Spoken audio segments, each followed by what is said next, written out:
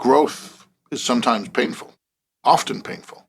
And yet when we look at experience design in general, so often that we look at no pain as a goal, no frustration, no annoyance, no nothing. But when we look at our lives and we look at what has shaped us, a lot of what shapes us is frustration, pain. And if you as an experience designer do too much to put that lack of pain, lack of annoyance, lack of frustration as a key performance indicator, then you're going to be missing out on some things, and so are your participants. This is something that we know is part of it, and we try to accept instead of shy away from. Welcome to the Work for Humans podcast. This is Dart Lindsley. Claus Raasted and Paul Bulencea are dedicated to the art of transformation. Among other things, they run a 5-day immersive event, usually held in a castle somewhere in Eastern Europe, that's known as the College of Extraordinary Experiences. The college throws together a wildly diverse group from esteemed voice talent show judges to 16th generation samurais, along with scores of professional experience designers. Together, they strive to teach the art of transformation by inviting attendees to be transformed. I recently heard Claus and Paul speak at the inaugural World Experience Organization Summit in London, and I knew immediately that I wanted to learn more about how one operationalizes transformation. They graciously agreed to be interviewed on the spot. Claus is a Danish entrepreneur, keynote speaker, lecturer, podcaster, and transformational designer. He's spoken at over 1,000 live events and worked for companies like Ikea, Disney, Marriott, Google, Panasonic, and the Discovery Channel. Paul is the award-winning author of Gamification in Tourism. He's one of Forbes 30 Under 30. He's an educator, entrepreneur, speaker, and experience designer who's worked with Fortune 500 companies and governments across the globe. His work aims to drive growth by shifting business models from services to co-creative transformational experiences. In this episode, Claus, Paul, and I talk in detail about the College of Extraordinary Experiences, including how to build creative experiences around an object, what transformation means in different contexts, and the qualities of a transformative professor or lecturer. We also discuss how a CEO can introduce transformative experiences to a company, designing the right space to cultivate change, transformative experiences for employees, and other topics. If you enjoy this episode, please consider subscribing wherever you listen to podcasts. And now I bring you Claus Raasted and Paul Bulencea. So we're here at the World Experience Organization event today in London, and there's about 150, 200 people here, I don't know, from every walk of life, from experience design. And so my show is about the experience of work. And we increasingly, in talking to different people about work, realizing that some of work is about great experiences and some of it is about transformation. And you are both in a corner of the transformation business or the transformation world that I've never heard of until this show. And so I want to ask you a lot of questions about it.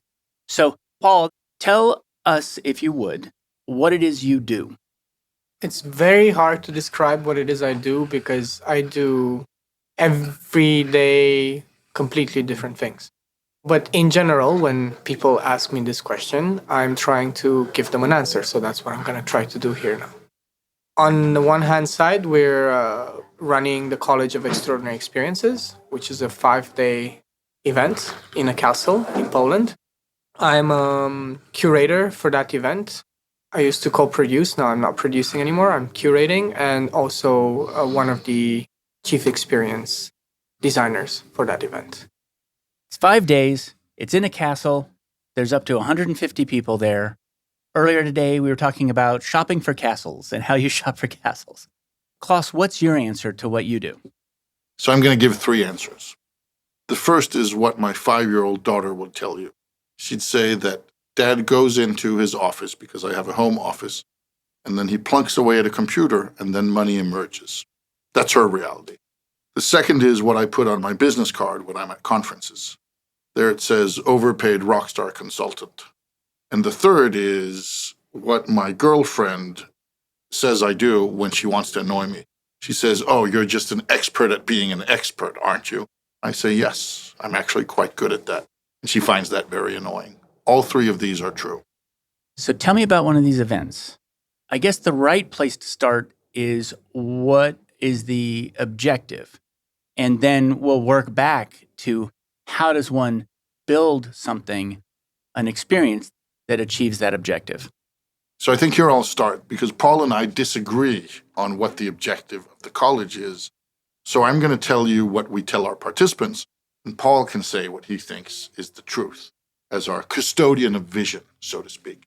We tell our participants that the college is a networking event with learning opportunities, rather than a learning event with network opportunities. Yes, we have professors. Yes, they have classes. Yes, that's great. But the real magic is people meeting each other.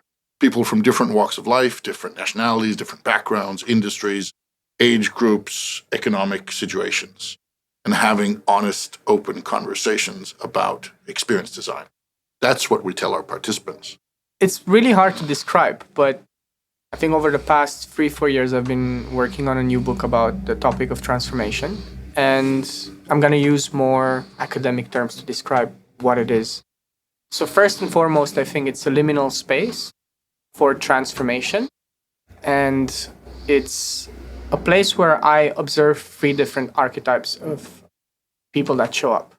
And at the college, we interview every single person that comes to the event. And based on these interviews, I've noticed these 3 main archetypes. One is what I would call a rigid archetype, with someone that has been working a long time in a very rigid environment, more like a corporate environment. And if you would ask them, do you see yourself as creative? They would say, no, I don't see myself as creative. I am analytical, etc., etc. So that's what I would call a rigid archetype. The second archetype would be someone that maybe has experienced burnout or had an insight that what it is that they do, this rigid energy that they're in, is not serving them. So they start kind of doing different experiences, exploring maybe some retreats, maybe start doing some yoga, etc. This is what I called a flexible archetype.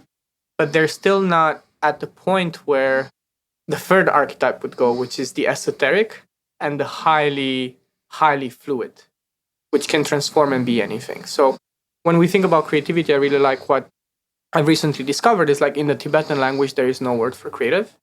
The closest word that they have is natural with a similar meaning. So in this liminal space, which actually means intentional space open for transformation, these 3 different types of archetypes meet and collide and dance. You know, I had someone in an interview ask them after explaining what the college is like, and they said, so this is sort of like an intentionally orchestrated curveball where all 3 archetypes might find something new or might discover some point that might bring them to insight. So I think this is what it is.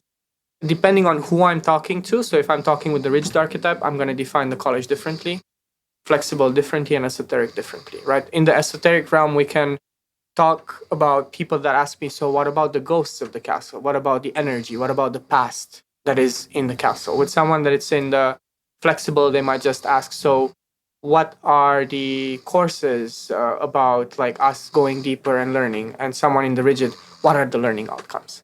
But then all of these 3 archetypes collide, then there is this really deep learning and powerful community that forms. There is this word transformation that we're talking about. And the word transformation, I don't necessarily know what it means in this context. Because when I talk to people about transformation, sometimes they say, I want to learn a new tool. Sometimes I talk to people who are interested in transformation. They want to re-architect their soul. They're like going after trauma and they're trying to understand their own trauma and diffuse it. I mean, there's so many different kinds. And I would imagine that, I guess maybe those archetypes explain different objectives for people, or it might explain their different starting points for people. So which of those would you say it is? It could be one or both? Before Paul gives a short answer, again, I'm going to give a short one, which is, we're terrible, which is that One way I sometimes explain the college is that if you consider a pair of dice, imagine you have a pair of dice in your hand and you roll them, 2 dice. And for each 6 that shows up, you have an aha moment, whether it's professional, whether it's personal, whether it's profound or philosophical or whatever it is, you have an aha moment. Now, what we try to do at the college is instead of giving people 2 dice to roll, we try to give them a bucket of dice to roll. And hopefully a lot of 6s turn up. Some of them come home rethinking how they're going to be parents. Some of them come home rethinking their careers. Some of them come home with just a couple of tools and some new friends and a good couple of memories, but nothing profound. Others are looking for that. We have 1 COE baby so far. So that's the exception, but it has happened. American businessmen met a Polish lovely woman who was in a different sort of business, and they met at a castle in Poland, and they're now married and have a kid together. But that's the exception, not the rule, just so people don't think it's a dating castle. But it's about this aha moments, to me at least. And the different archetypes Paul talks about have different moments. Some of them they're looking for, some of them they're definitely not, but they happen all the same. So then the question is, because a lot of people do come to work to transform, and they get 1 6 that rolls once every 5 years or something. And so then the question becomes, how does one design a bucket full of dice? I love that question. I think I really like this definition of magic, saying that magic is directing attention. So I think it's not that hard. I believe it's not that hard as long as you have the knowledge on how to direct attention to what it is that is important in the moment for people. And the more intention you have about actually being present, about what's going on, the easier it is to get a 6. I think the reason why people don't roll a 6 is because the environments that they go every day back to or that they're part of, they're quite stale and they're not dynamic. So I think just making them dynamic and introducing always elements that will challenge your thinking and the way you move in the space, the things that you eat, for example, the clothes that you wear, etc. So these are kind of simple examples. But I think at the deeper level, and I think someone here also mentioned it at the WXS, is that you cannot have an experience truly if you're not present in your body. So to me, it's about the nervous system. And this is also what I personally see at the college. I'm not sure if Claus sees the same thing, but what I see at the college is we go through a process of co-regulation, emotional co-regulation. We have a good number of people that can self-regulate their nervous system to be present and calm and be able to notice their environment and notice what's going on. And some people that don't have the ability to do so, but by being in the presence of the others, they get to the same level of presence. By the people that can self-regulate, they co-regulate the others. So I would say also like being able to be present and then absorbing, having the intention and having the diversity of ways of doing things on a daily basis. It's about conversation. At the end of the day, for me, a lot of changes happen because of conversation. Conversation that opens doors, conversations that close doors, conversations that restructure experiences we've had and makes us look at them in different ways.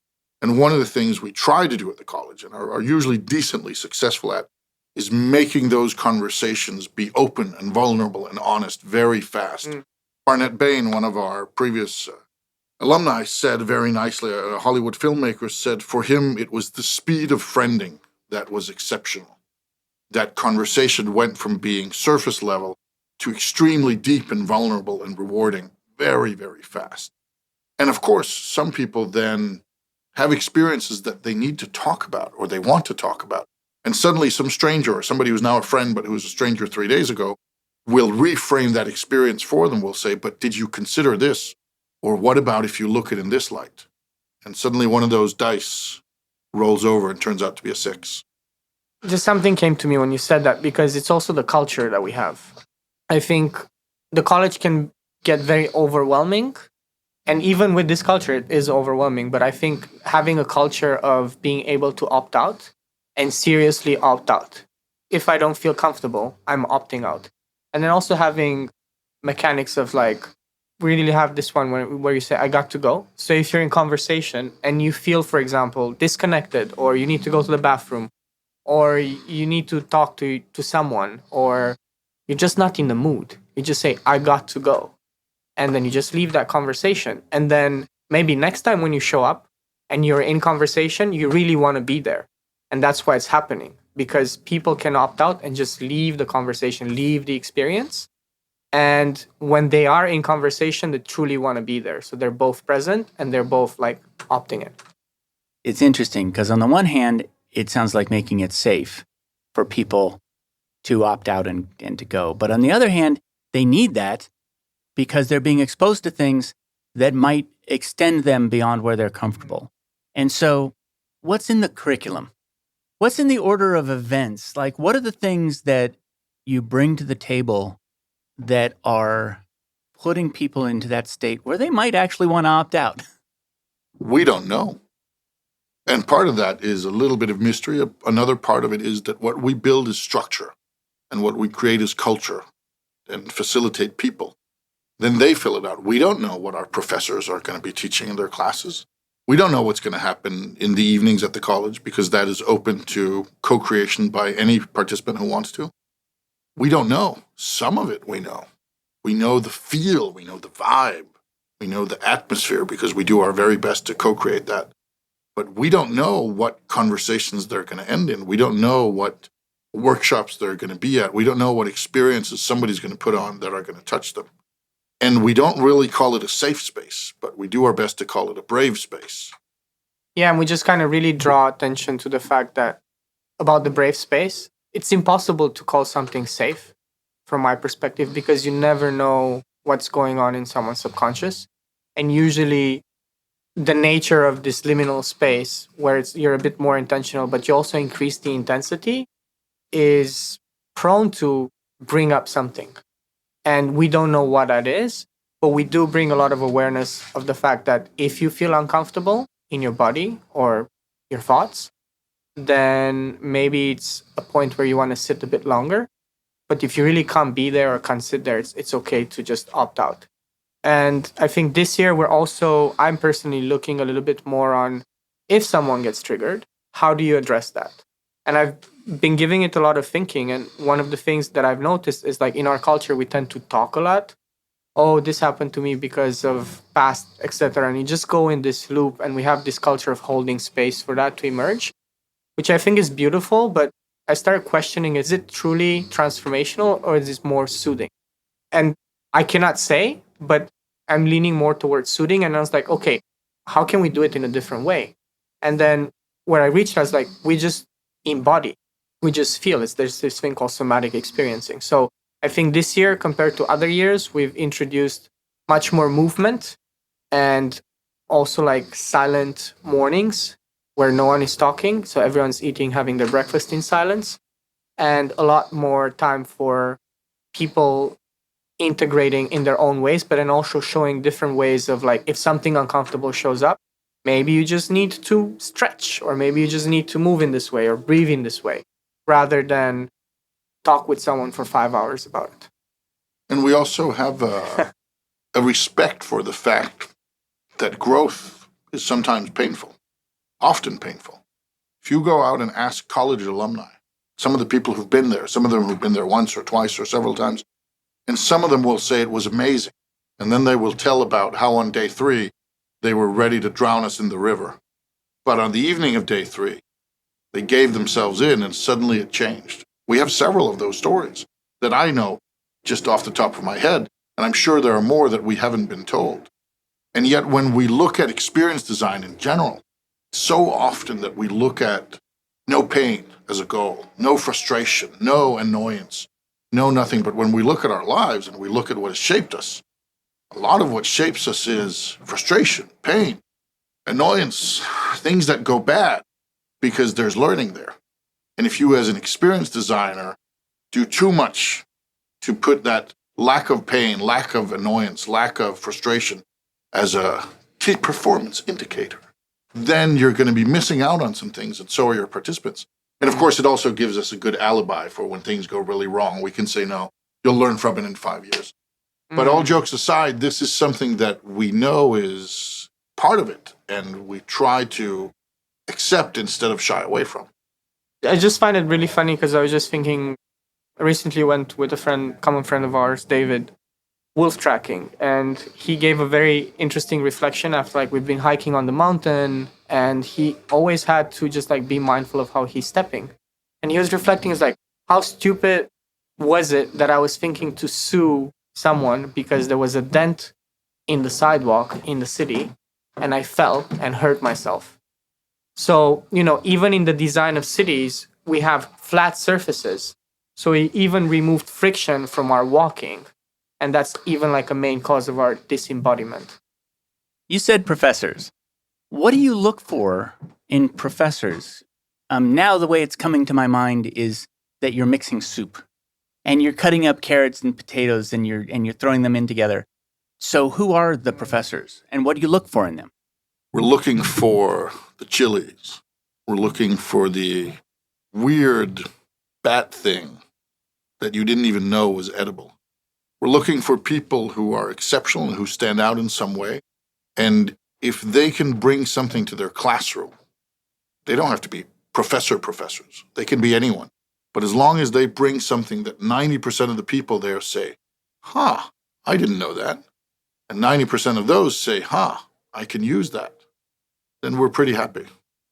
That's my simple guidelines. There's more, right? But the simple way of it is that it doesn't so much matter what it is, as long as it's interesting, new, and useful. We're looking for diversity and also different ways of looking at experience or experience design. Just to give you an example, I think this year we have someone who is 16th generation samurai from like a deep lineage. We have someone who's a wilderness tracker and also works a lot internationally for like anti-animal trafficking. We have someone who is a rock star and works as a judge at the Voice talent show in India. We have someone from Meow Wolf. We have this interesting mix of like, okay, let's look at embodiment, let's look at business, but then also let's look at different lineages of experience and experience design, and let's use different ways of looking at the same thing. And as long as they bring something different to the table, one of the other professors we have this year is a ritual designer. Now, it would be tempting to have 5 people who do the same thing, 5 people who are from the industry. But one of our core beliefs on experience design is that it's not an industry. It's cross-industry. There's quite a bit of a difference between being a samurai and a wilderness tracker and a ritual designer. But we think all 3 of them have something important to add to people's lives and hopefully make them go, I didn't even know what I didn't know, but now I can use that. This is something that I'm learning about this college as you go forward, is that the people you bring, they do share a common thread around experience design. So a lot of them are artists, designers of different kinds. Is that right? No. But the moment they walk in the door, they are experience designers. Some of them know it to begin with. Some of them come to that realization during their stay there. Whether they're lawyers or shoemakers or do immersive theater productions or are dancers or chaos pilots, which in Denmark is a real education, they may not know they're experienced designers when they arrive, but when they leave, they should know. What's a chaos pilot? So the chaos pilots, one of them is my little brother, David. The chaos pilots is an education that was formed in Denmark, I want to say about 30 years ago, 25, 30 years ago, and is a business degree with a focus on practical application. So instead of theoretical classes, all of their teachers are people with practical experience, and the school rents out its students for projects that help fund the school.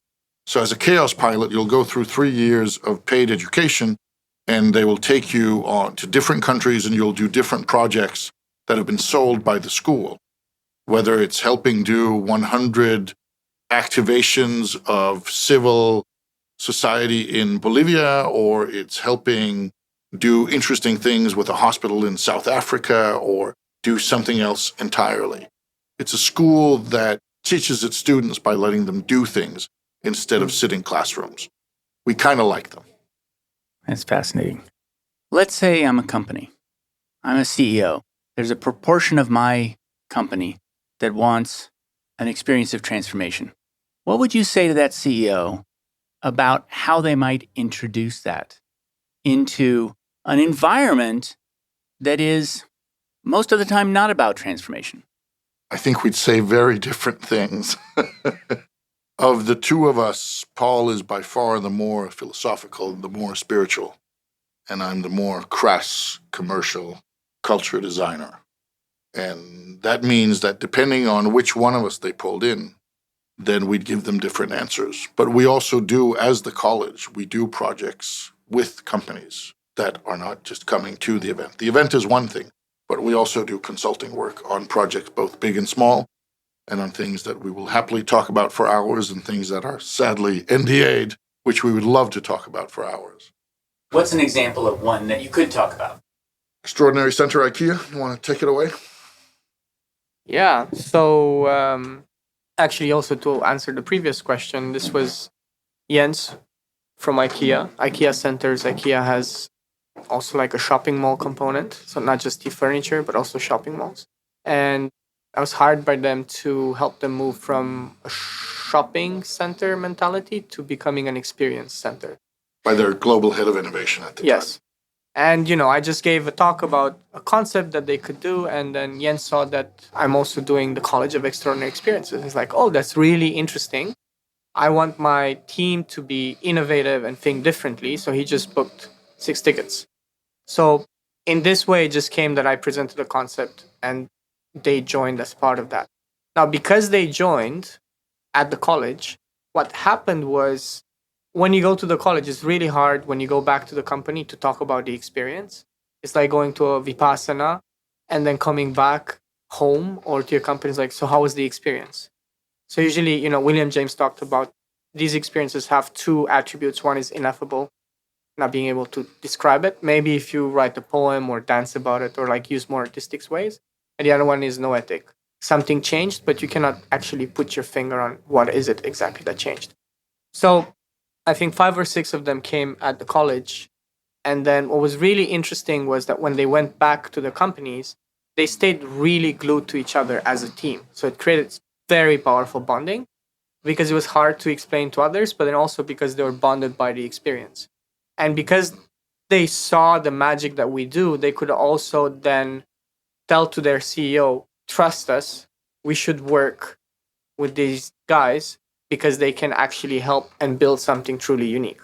So that's kind of the process. And then we started working with them and did a pilot on transforming a 300 square meter space in Bratislava in a shopping center from the traditional shopping experience to more like an experiential center. We took a space that used to be a store. We just covered it with like bookshelves. And then we created an entrance for like a wardrobe that looked like started like the wardrobe to Narnia. Then I think we got about, 2,000, 3,000 cardboard boxes to create a layout of a shopping center, a mini shopping center. And the idea was rapid prototype, so to be able to move and shift it very fast. And then we worked with local students and creatives. We hired them and we got 6 or 7 teams and 6 or 7 different experiential shops. And they had to create something unique as an experience. To give you an example, there was someone who created like a fingerboard skate park. So you can just go and skate with your fingers. Someone created a theater play that with time and as the people were entering this space, they constantly had to change them. So we pushed them to iterate, sort of like in software development, but this is in experience design. Including every night we were destroying the entire layout of the space and we had to build it up from scratch. That after 7 days, we had in the middle a crazy spiral sculpture of cardboard boxes. The whole space was madness. And then at the end, we brought in the whole global team of IKEA centers. We put them in and we destroyed the whole space and we told them you have 20 minutes to create experiences inside. And we kind of iterated. So that's kind of an example of a project. And one of the things we did there, we split that group into 2. So half of these heavy-hitting leadership team, half of them would be designing and creating experiences and rapidly prototyping. The other half would be going through them. But what we didn't tell them was that we also slipped in real paying customers who were just guests at the center. And afterwards, when we told them and when they played around and they'd had fun and they'd had this, we can quickly go from idea to practice and we can iterate and we can get feedback and we can build on things at a speed we didn't even believe was possible because they felt safe. They were in their cocoon. Said, you know what we also had in here? We had actual customers who walked through that door, who paid to go in, who didn't know what was going on, but who paid for the experience you created. And they came out smiling. And seeing those executives go, because we suddenly told them, again, safe spaces, we suddenly told them that the space they were in wasn't as safe as they thought, but that made it way more transformational. Yeah, that was fun. Yeah, and also the pressure of them like not talking. Because people talk a lot, but it's like, okay, just do the thing. And we had this at the college, it's like, do not talk. So just move the boxes, move the props. The props were all like Ikea stuff. So you can actually create really powerful experiences with not huge budgets. And I think if we're going to put it in a broader perspective, the Ikea thing was a fun example from some years ago, but in a broader perspective, what we sometimes get called in to do is to help people massage that muscle for thinking outside the box, is to help them develop that skill set of trying. And instead of thinking in 2x or 1.5x or 3x, think in 10x and 100x. And that sometimes requires a little bit of pain, but also some outsiders and a bit of craziness. And we are sometimes that crazy sauce. What was so interesting about that is I didn't expect, based upon the College of Extraordinary Experiences, to hear this very practical example of experience design that brings in the ability to break up assumptions, but then turns it into something that's commercially viable. And I've had people on the show before who talked about the importance of play and how hard it is to do that in a company where everybody's supposed to be serious. And yet you were able to set that up and have it interact with the customers in that particular case. It's a powerful idea. I'm still a little confused by whether the answer to this is going to be yes, both. Whether the College of Extraordinary Experiences is about showing people how to create extraordinary experiences, or if it is providing extraordinary experiences. In other words, are people going there for an extraordinary transformational experience? Yes. Are people going there to learn how to create such extraordinary experiences? Which one is probably the bigger thing? Yes, both. Yes, both. But in terms of how, we're not very explicit.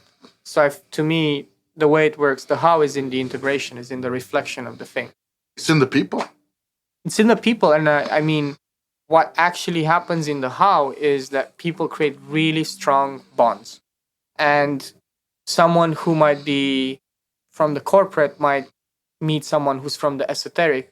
And that creates a very powerful bridge for them to have weekly one-on-ones afterwards and then slowly start collaborating. So it reduces the distance of, let's say if I'm hiring a ritual designer, I don't know anything about the ritual designer, I'm hiring them. There's another thing where you feel like, I'm friends with the ritual designer. So now we can actually talk at a different level, and then we can have a different relationship, and we can easily insert that magic in my environment and vice versa. I can work with the corporate guy and bring him or her or them in my environment. And I had somebody during one of our application interviews this year say something very, very nice that I've since shamelessly copied, because that's how we are. We like to be copied, but we also copy others. And what was said in this interview was, so it's a place where you teach people new languages. I said, yeah, thank you for that. At least snippets of them. Snippets of languages, not entire new languages. No. Yeah. Many snippets of many different foreign languages. Yes. That's what you're going to get. And then you have the relationships to help you become proficient in any that you choose afterwards. I'd go a little farther. I would actually say that you're activating different parts of people's brains, of which there are dozens, and many of those parts of people's brains can't talk to each other very effectively.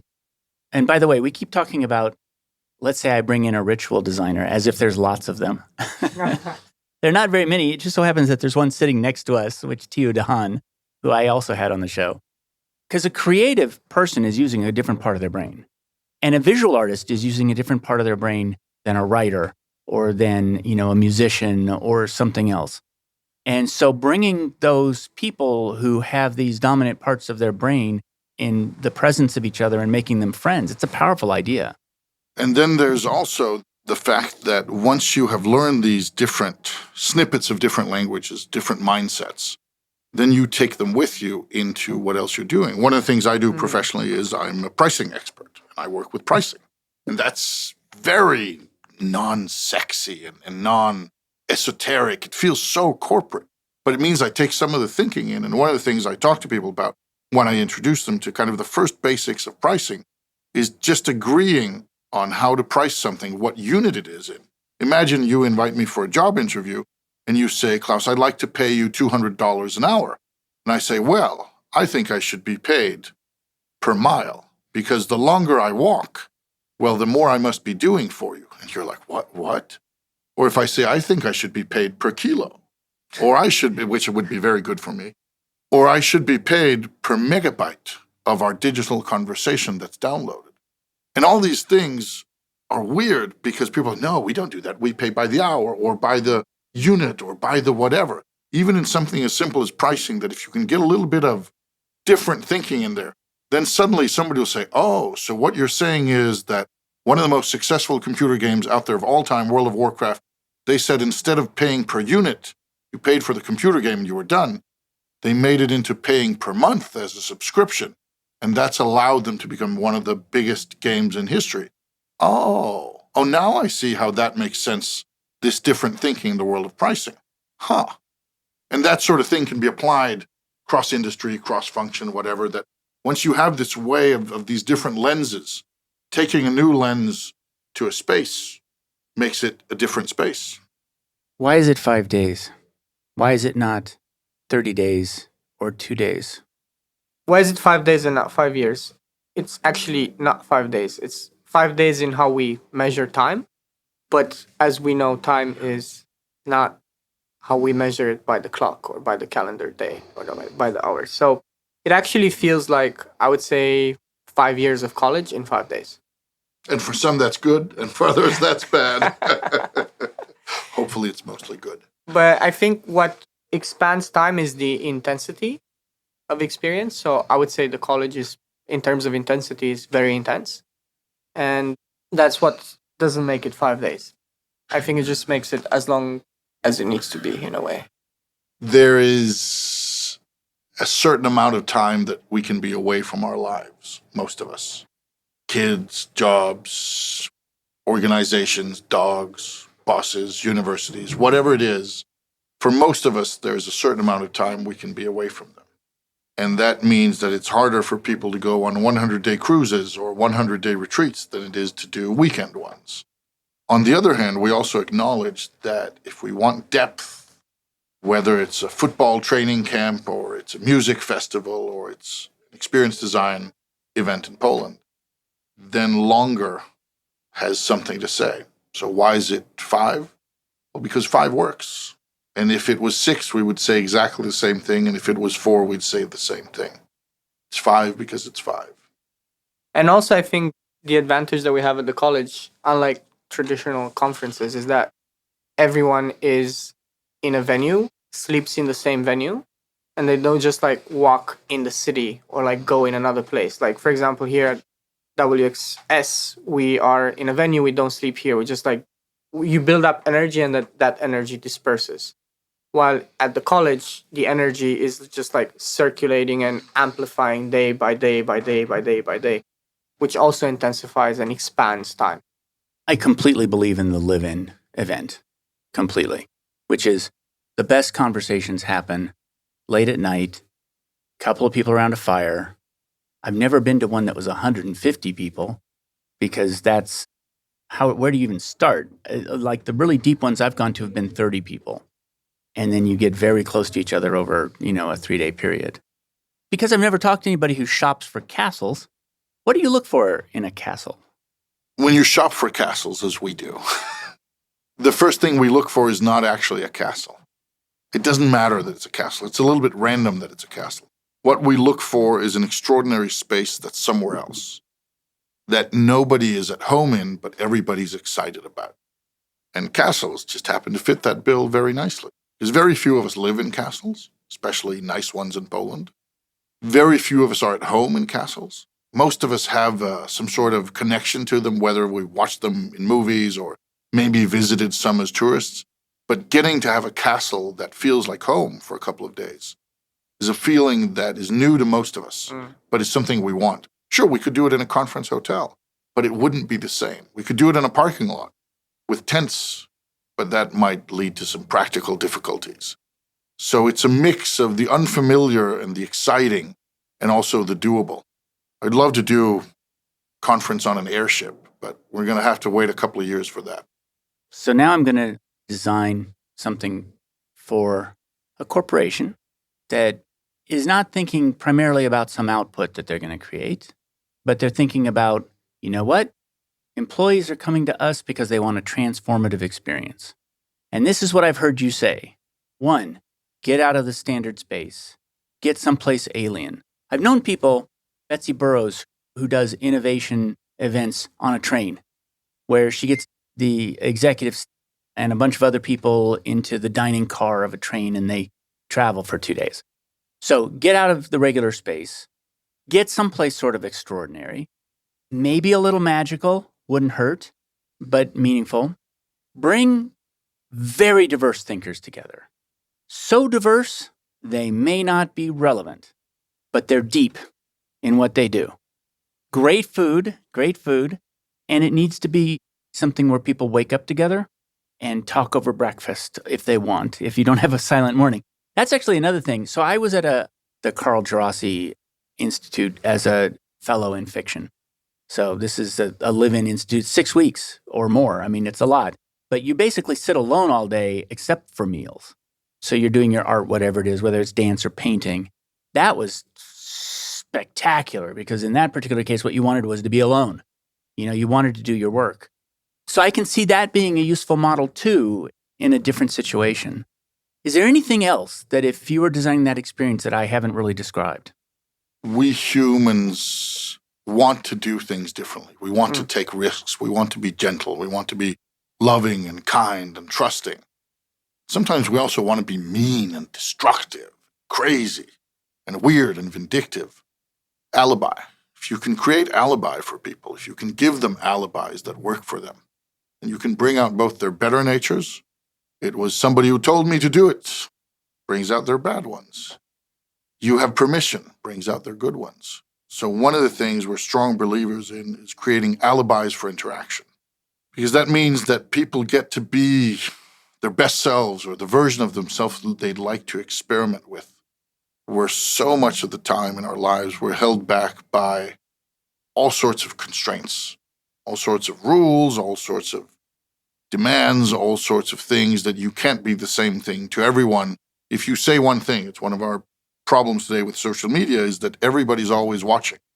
So I can be one person in a conversation with Paul and I'll be a different in a conversation with my daughter. That's reasonable.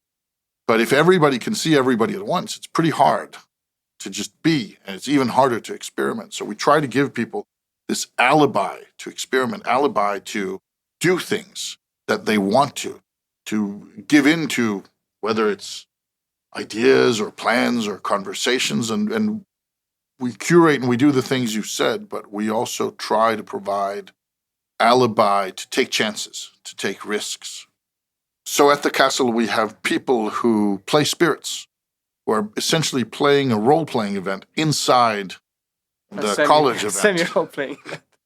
And that means that they take on characters as spirits of the castle, and they're playing their own closed event for their own sake as characters. But when they meet participants, the participants treat them like they're real, to a certain degree. Of course, they know they're just people in makeup and costume, but they treat them like they're real. And that means that if a spirit of the castle invites you to go on a spirit quest in the forest, well, suddenly, if you are up for it, you might be going on a spirit quest in the forest with the spirit of the castle, even though both people know one is pretending to be a spirit, one is just pretending that the other is a spirit. The spirit quest is real. And the person has the alibi to all of a sudden talk spirit language, which is basically gibberish. So then they're gonna go explore that rabbit hole. I think in addition to alibi, I would also add group ritual. It's important to have everyone's voice or body or like what a presence, feel and seen in a collective opening and a collective closing. That's really important because really important to acknowledge the presence of everyone. But then also the, if I would go in deeper, but the presence of, the land where we're at, or, the food that we're eating, etc. Because it's not just us humans, it's more than that.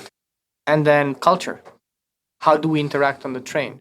Do we have I got to go? Do we have, when we did some of our games, if you just like put your hands in a certain position, that means you don't want to be disturbed or you don't want to interact, you just want to observe.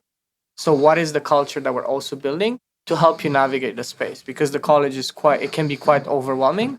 But if you have the mechanics to be able to traverse the space and actually go for the exact experience that you need or want or wish for, then that helps a lot to have these mechanics. Conscious design of social spaces, if we're going to put it in simple terms.